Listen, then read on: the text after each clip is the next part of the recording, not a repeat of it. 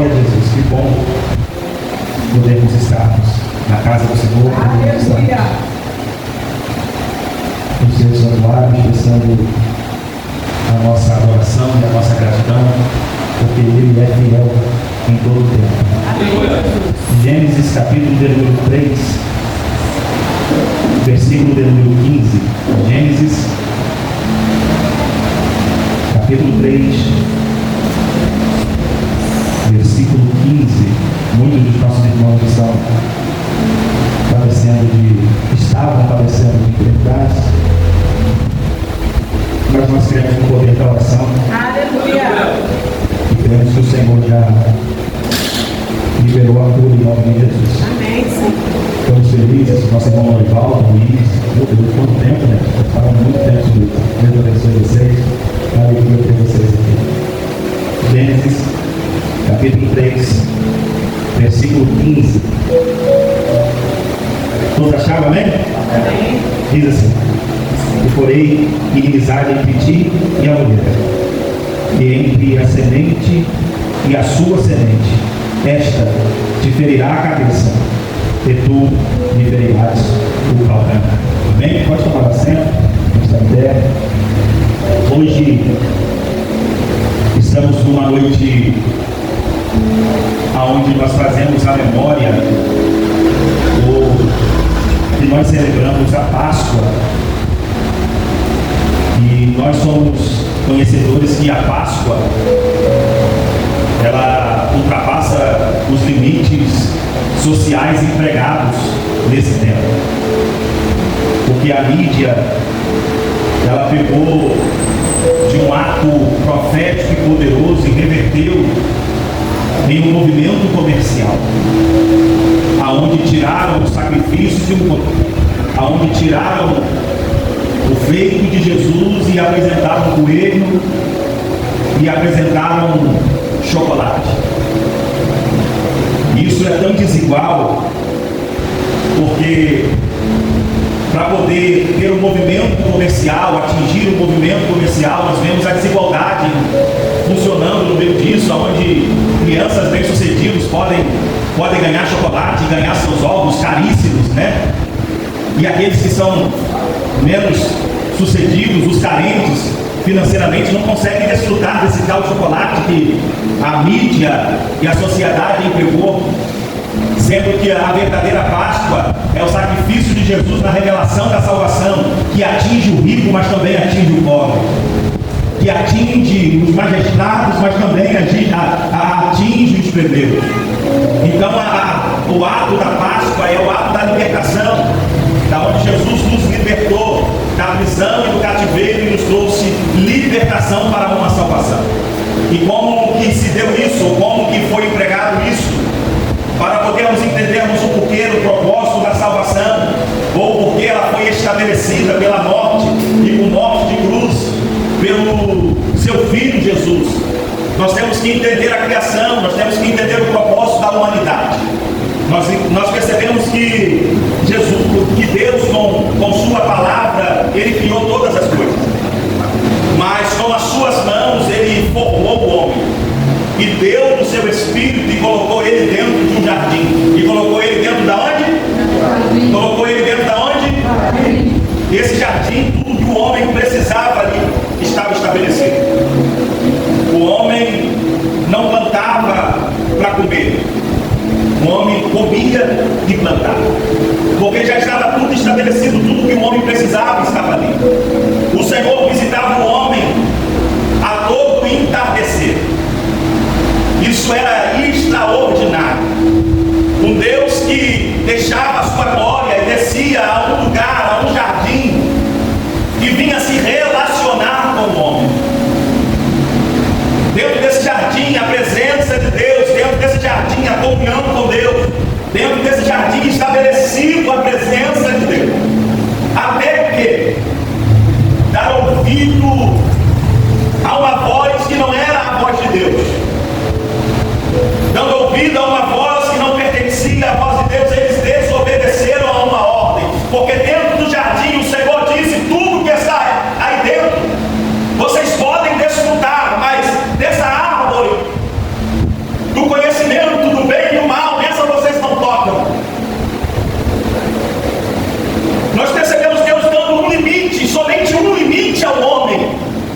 E mediante a tudo que um homem pode desfrutar, mediante a tudo que um homem pode viver, sem o peso da consciência, influenciado por uma voz que não era a voz de Deus, a tocar, a pegar aquilo que Deus não permitiu que eles fizessem.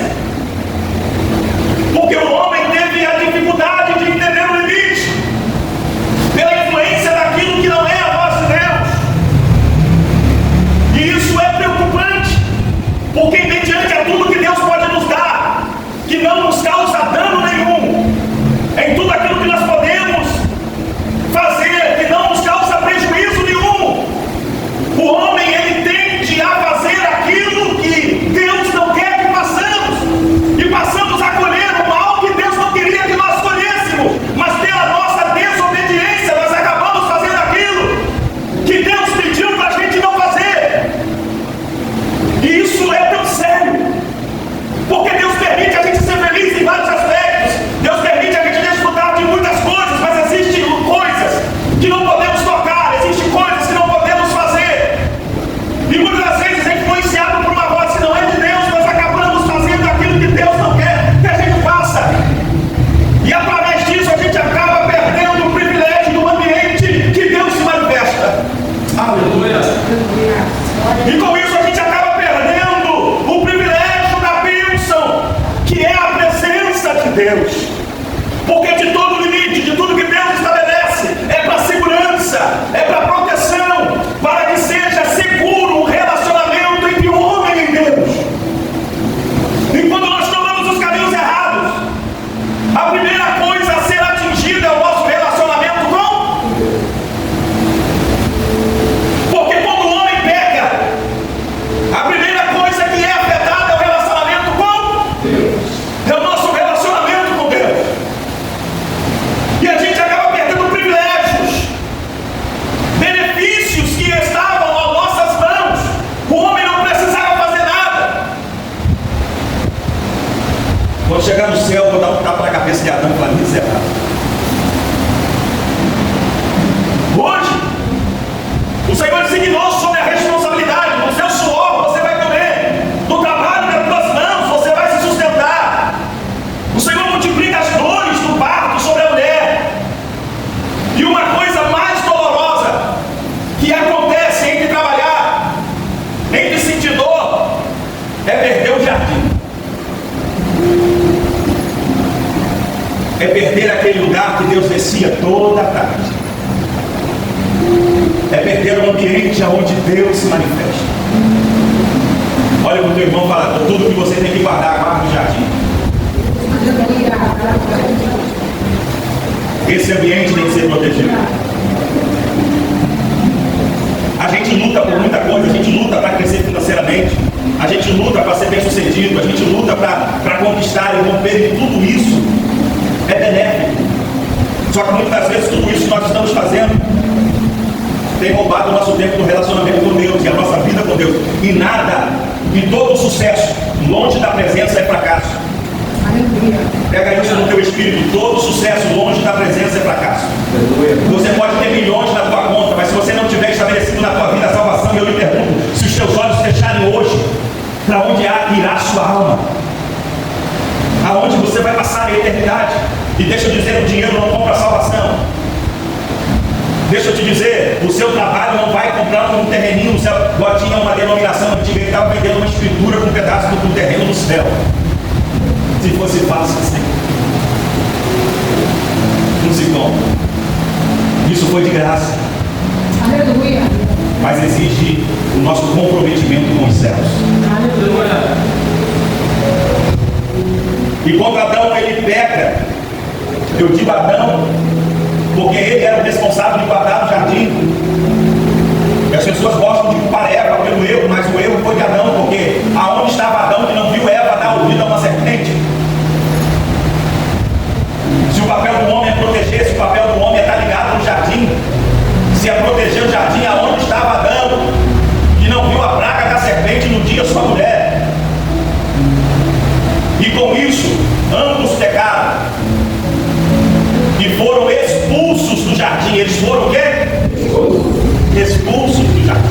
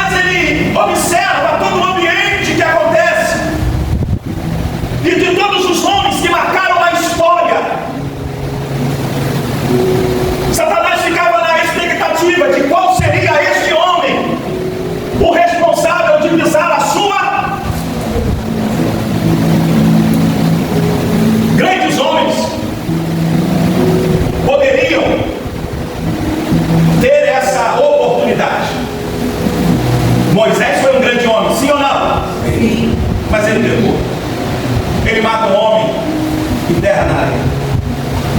E quem vai pisar na cabeça da serpente, ele não mata, ele se entrega à morte. Aleluia. Glória a Deus. Louvado seja o teu santo nome, Jesus. Ele vê Abraão. Abraão poderia, sim ou não? Poderia. Só que ele vai com o Egito e ele mente. E quem vai pisar na cabeça da serpente não pode ser? Porque quando Pilatos interroga e diz: você dizes que é o Filho de Deus? Você confirma que é o Filho de Deus? Ele fala: tu o dizes.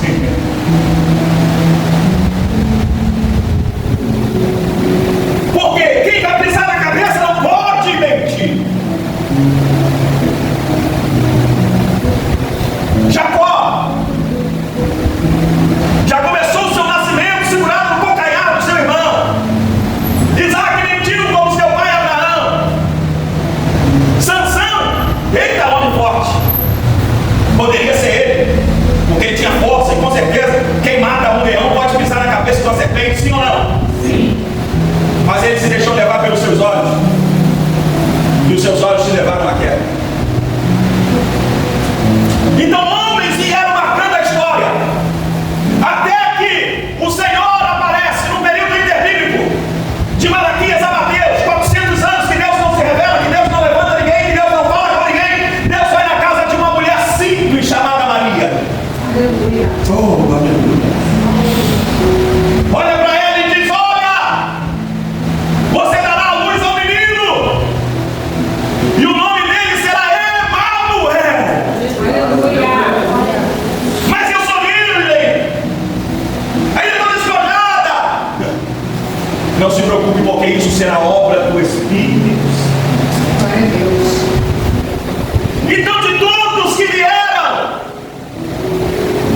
de alguma forma não foram aquele que poderia pisar na cabeça,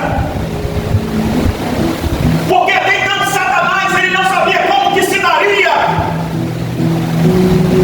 como que isso aconteceria. Só que agora uma mulher é cheia do Espírito de Deus.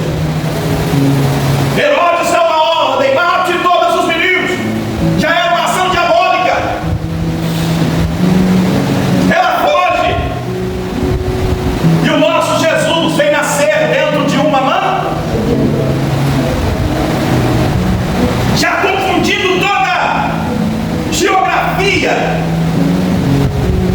Até porque quem está nascendo é um rei, e ele poderia vir da linhagem lá sacerdotal, da linhagem lá da sinagoga ou do lugar nobre, mas não, ele escolheu a manjedoura para mostrar que grandes propósitos nascem em lugares improváveis, Aleluia. para revelar que grandes propósitos e missões dadas a pessoas podem nascer e ser geradas em lugares improváveis. Isso aqui é revelador, porque aonde está nascendo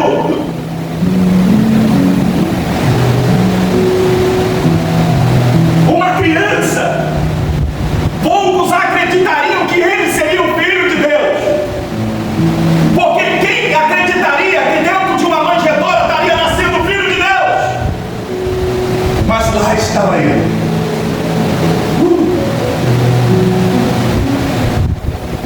A Bíblia diz que os anjos desceram e cantaram. Aleluia.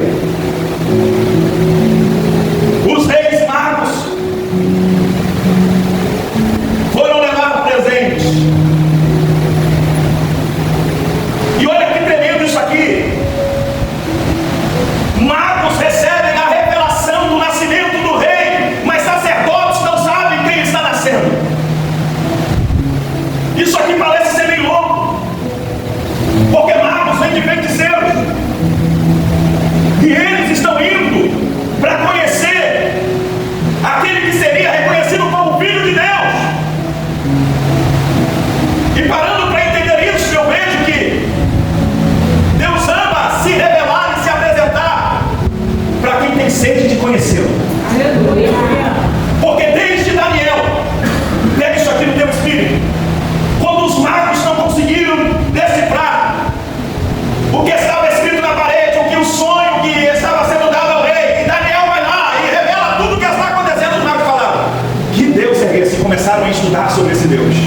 e viram que tinha uma profecia que Deus enviaria um. E quando Jesus nasce, ele vai se revelar para quem está com sede de conhecê-lo. Deixa eu dizer, Deus ama se revelar para quem tem sede dele. Glória a Deus. Olha para alguém e pergunta: você tem sede de conhecer a Deus?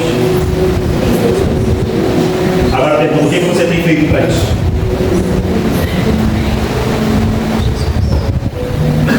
Jesus nasce. Ele aparece com 12 anos, indo para Jerusalém, alguém perdendo ele, todos nós sabemos isso. Depois ele vai aparecer com 30 anos. Com 30 anos, Jesus vai realizar o seu primeiro milagre. Qual que é? Nas bodas de Canaã, aonde ele transforma água em... Desde então ele começa a vocacionar discípulos. Multidões começam a acompanhá-lo. As evidências em sinais, em suas palavras, revelam que ele é o Filho de Deus. Aleluia. Aleluia. Uma vez me perguntaram: como fazemos para conhecer o Pai, para ver o Pai? Ele disse: quem quer a mim? Meu Pai. Porque eu e ele somos.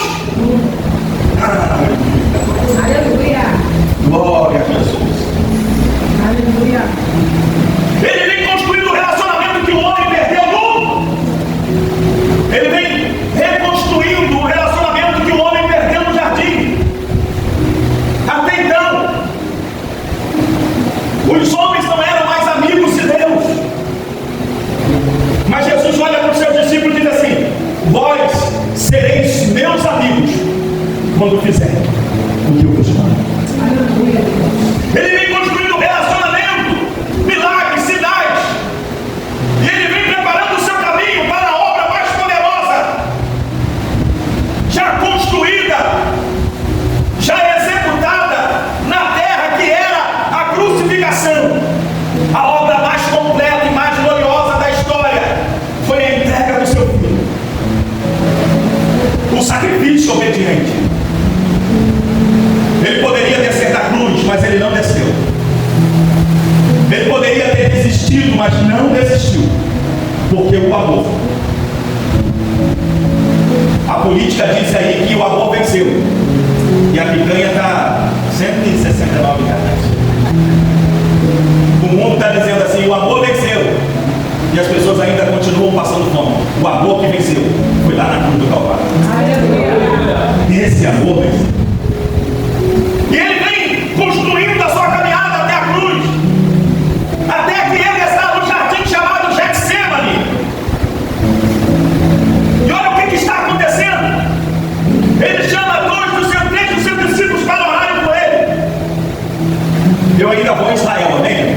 Amém. Se você quiser me abençoar para ir, eu e minha esposa, fique à vontade. Mas nós vamos ainda em um dos lugares que eu amo mesmo conhecer. É o jardim do Getsemane. Porque foi ali que houve a restauração que o homem perdeu. Porque o homem perdeu o jardim. O homem perdeu o jardim. O jardim é o ápice da comunhão, do relacionamento com Deus. Deus tirou o jardim do homem. Só que agora Jesus está no Getsemane, e a Bíblia diz que ele começa a suar gotas de sangue. Pela dor antecipada do que iria ali acontecer. Tamanha dor e sofrimento que ali os poros de Jesus se abriram e gotas de sangue começaram a minar no seu corpo. Foi ali que ele disse: todavia, faça a tua vontade e não faça a minha. Mas se quiserem passar esse cálice, passa. Mas a vontade prevaleceu, porque no jardim o Senhor já estava remindo aquilo que o homem perdeu. Porque o homem perdeu o jardim pelo pecado, e agora alguém sem pecado está restaurando o jardim. Aleluia. Aleluia! Glória a Deus. Aleluia! Glória a Jesus! Glória a Deus. Se por um homem entrou o pecado, por um homem está entrando a santificação. Aleluia.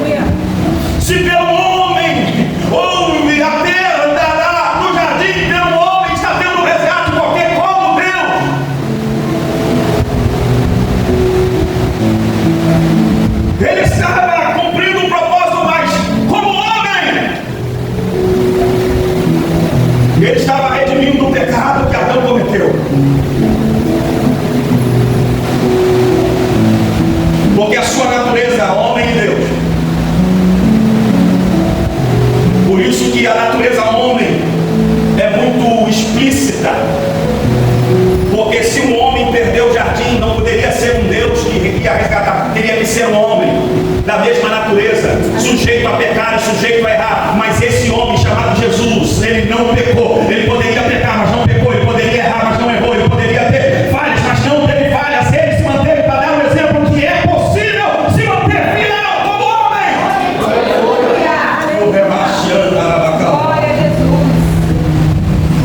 Ele vem e ele começa a restaurar o jardim.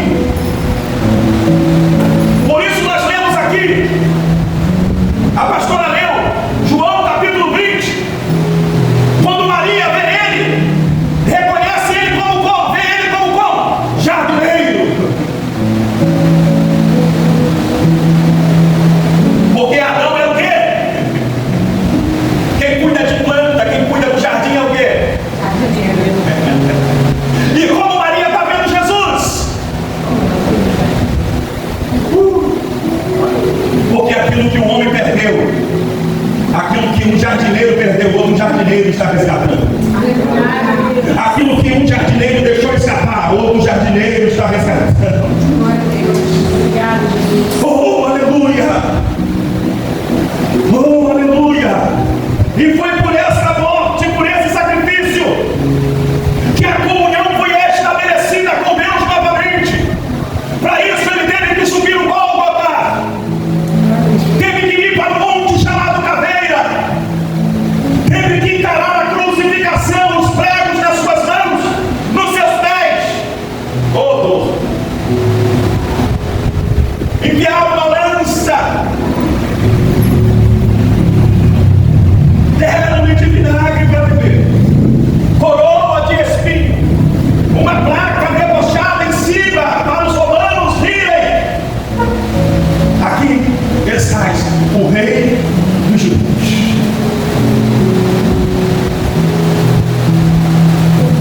Que deixou não somente de ser rei dos judeus, mas passou a ser rei dos gentios, dos publicanos. Em todo aquele que nele crê, ele passou a ser rei. Aleluia. Glória. E a sua morte,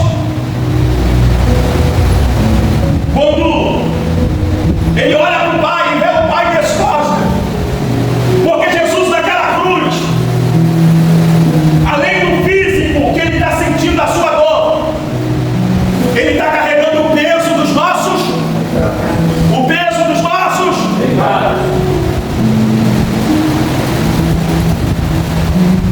Então Jesus naquela cruz, ele não está somente com a dor física, mas ele está carregando o peso do pecado da humanidade. As pessoas estão gritando: crucificam! E ao mesmo tempo que ele escuta quem ele curou, quem ele abençoou, gritando: crucificam, ele está dizendo para o Pai: perdoa, porque eles não sabem o... Olha para alguém e fala: você já viu um amor assim? Não, olha para ele e fala: você já viu algum amor assim? Então fala para ele: o amor te amou. O amor te amou. Mesmo sabendo que você seria o que é, iria fazer o que faz, com todas as nossas mazelas, ele ainda nos ama. Independente do que fizermos, ele ainda continuará nos amar. Porque o amor dele não é por medida.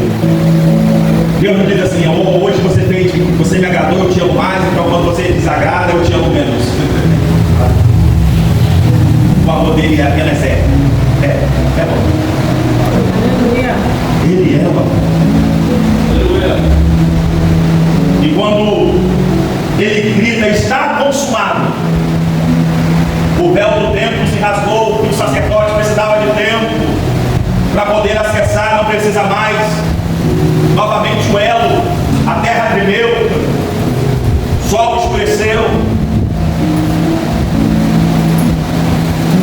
e o nosso Jesus cumpre a sua missão, que é morrer na cruz do Calvário.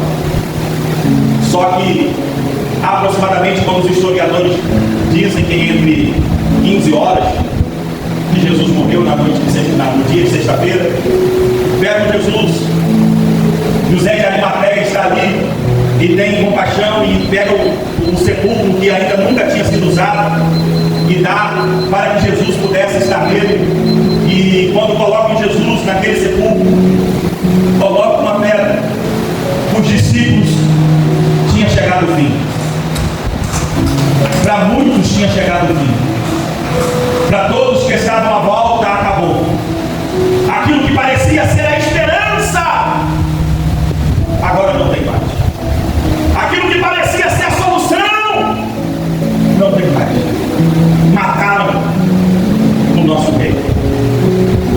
Mas isso é na sexta-feira. No sábado, porque quem está no sepulcro é o seu corpo, mas o teu espírito está vivo. E a Bíblia diz que ele desceu ao cativo e pregou ao cativeiro no sábado. No cativeiro ele pregou ao cativo, pregou aos espíritos cativos e anunciou: olha, todos vocês que profetizaram, sou eu a profecia. E tirou daquilo que nós chamamos de seio de Abraão e levou ao paraíso. E os discípulos, acabou. E para os discípulos não tem mais jeito. Até que chegou domingo. Aleluia. No inverno todo mundo cantava. Os demônios festejavam: matamos, vencemos. Não é ele que vai pisar na nossa cabeça. Até que, aonde nunca tinha entrado luz, Aleluia. Jesus desceu às partes baixas do inferno. O que havia sido estabelecido em Gênesis 3,15. Por isso que eu não concordo com esse negócio. Pisa na cabeça da serpente aí, pisa na cabeça do diabo. Irmão, isso aqui foi liberado sobre um ponto.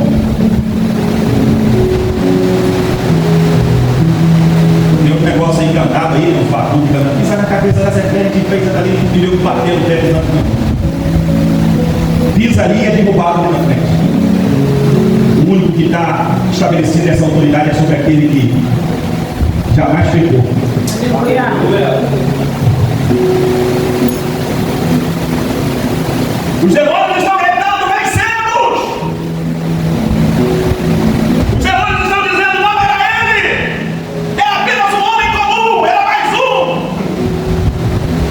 Até que ele vai descendo a um ambiente que nunca resplandeceu a luz. O sol da justiça entra naquele lugar. Aleluia. Louvado seja. E quando os demônios gritavam: Aleluia. matamos, os anjos cantavam: ele está vivo.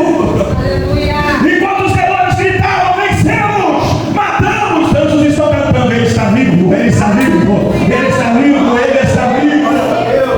Aleluia! Glória a Deus. Ele entra no inferno, ele pega a chave Aleluia.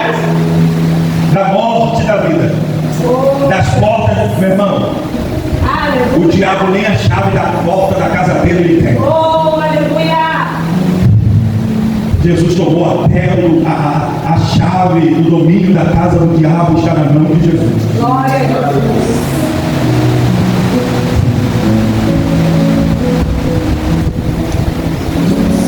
Jesus venceu a morte, Aleluia. pegando a chave.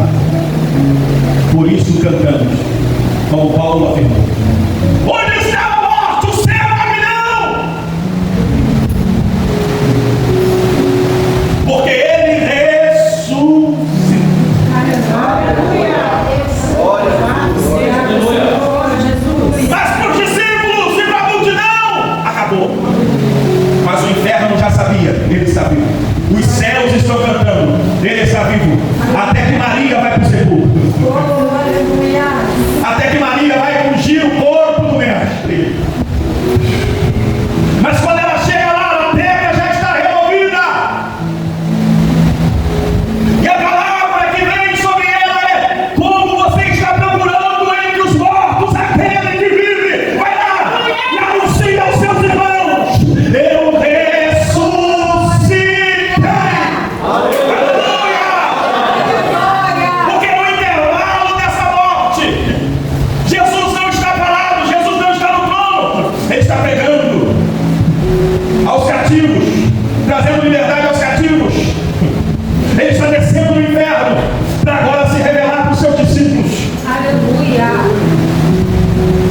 dizendo: obra gloriosa é esta da salvação. Aleluia. Quem não estava crendo teve que crer. Quando Tomé duvidou, Jesus ultrapassa as paredes e mostra: toca aqui, Tomé, vê se sou eu mesmo. Por 40 dias Jesus passou com seus discípulos revelando a glória da ressurreição. Aleluia. Tudo isso para estabelecer o grande propósito da missão de levar o Evangelho e de levar a salvação. Glória a Deus.